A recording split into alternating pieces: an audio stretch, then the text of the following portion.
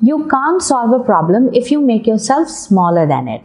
See, don't take problems personally. The minute you will take it personally, you will get emotional. And then you will cry, then you will complain, then you will be upset, then you'll be depressed, you'll fight. And all of these things will make you smaller and smaller. And the gravity of the situation will become bigger and bigger with every outburst of yours. Keep the problem external, because that is what it is. This is a bonus chapter from my book, Turn the Tables, From Challenges to Opportunities.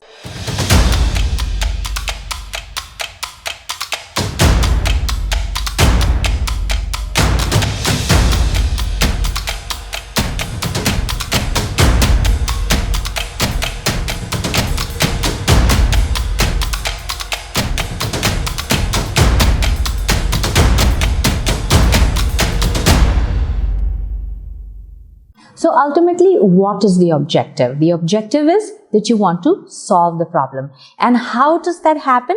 By confronting it.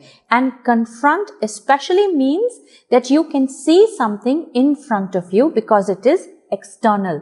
Keep the problem external and you will be able to confront it better. So let me give you an example. Let's say an alien comes into your house, alright? You're sitting and you're reading a newspaper and suddenly you see a spaceship land and an alien opens the door. Now you have many options. You can sit and cry and say, I'm ruined. You can run away, which a lot of times people do when they are confronted with a problem. You can call up somebody. You have so many options. But look, all of these which involve not confronting the alien are not going to solve it. So what should you do? You stand there and you ask a question. Why are you here? At least understand the intention of the alien, which in other words is your problem. So the alien would say, okay, I am here to find out about you. Now address that issue. Go to the core of the problem and understand, what do I need to do so that you go away or so you stay and we are happy together. It could be that the alien is curious. In that case, make friends. You will learn and you will grow. It could also be that the alien says, I'm here to destroy you. Well then, you're stuck and you are destroyed if you can't handle it. And then when you come around the next lifetime, learn to handle that. So some problems need to be negotiated with. Some problems need to be understood. And some problems will cause you a loss and a setback. And in that case, learn.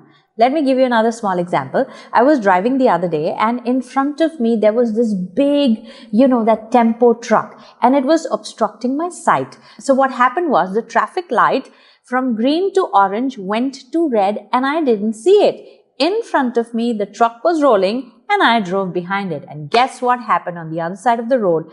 I was stopped by the traffic police. Now, I can keep saying, I didn't see it. Look, that truck driver was in front of me, obstructing my view. But the thing is, the problem is at hand. So I asked him, okay, this happened, correct? It happened that I broke the signal. What shall I do now? What do you want? And he says, you have to pay the fine, which means I am stuck. Okay, in this case, you really cannot negotiate, but you did understand the core of the problem. So I paid the fine after that, and now I must learn. So whenever there is a heavy vehicle in front of me, I will roll my car forward and see if the traffic signal is on or not. It's okay to be hit by a problem.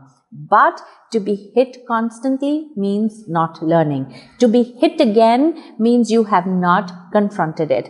Big or small, every challenge is there to refine you, to train you, to coach you, to help you learn so that you can move ahead forward without too many hiccups. Now, it would be silly of me, and you will agree, it would be silly of me to say, oh, the cop caught me, it was not my fault, and he made me pay, it was the truck driver's fault, and so I'm never going to drive again. You know people who will say, I'll never fall in love again. I'm never going to do this again. That's not the solution. That means you didn't learn. That means you took the problem and you put it inside of you, and now that is going to stop your way forward forever. You confront a problem, you put it out external and observe it for what it is, and then plan your solution. Ask why, negotiate, and if nothing works, pay the price and move on. And let me also pull you into a secret. I have written biographies. I'm currently writing the biography of Pulela Gopichand and 2 other big industrialists. And you will read in the books that the greatest victories they have talked about are the biggest challenges that they have overcome. How did they do that? Pick up any biography that you like and you will see that the person put the problem in front of him, looked at it, observed it, dissected it, understood it, and then overcame it. Sometimes it was just a negotiation, sometimes it was an understanding, and sometimes they paid a very, very heavy price, one that taught them to be bigger the next time around. So I hope this helps. This was a bonus chapter which is not included in the book Turn the Tables from Challenges to Opportunities. It's my 11th inspirational book, and if you have read any of my books and liked them, you will surely like this one. And when you get a chance to read it, please write to me. I would love to hear from you. So I will meet you again next week with another excerpt, with another lesson, with another chapter.